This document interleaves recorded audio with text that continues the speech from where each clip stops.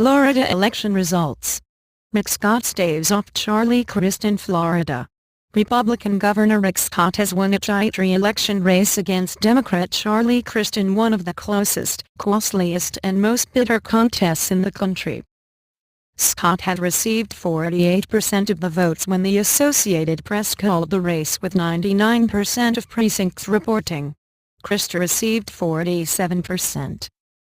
The rivalry between the highly unpopular candidates was on full display throughout the campaign. A mid-October debate between the two candidates was dubbed fangate after Scott did not show up on stage for the first 7 minutes because Crist had an electronic fan which Scott said was against the rules beneath his podium. Fan aside, Scott repeatedly attacked Crist, the Republican-turned-independent-turned-Democrat who served as governor before him, as an untrustworthy flip-flopper with a poor record on jobs. The multimillionaire incumbent also frequently talked about his humble upbringing. "I watched my parents lose the only family car," he said in one debate. "I watched a father struggle to buy Christmas presents. I went through that as a child."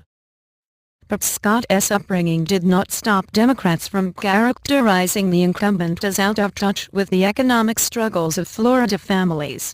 They also hit Scott on his record as chief executive of healthcare provider Columbia/CA, which was investigated for Medicare fraud after Scott left.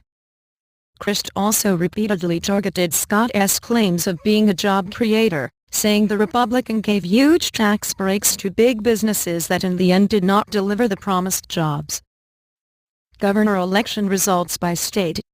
If you were somebody like Rick Scott, and you have a private jet and you fly 30,000 feet above people all the time, or you live in an oceanfront mansion, you're out of touch and you're not feeling what people who are watching tonight are feeling at home, Crist said late in the campaign.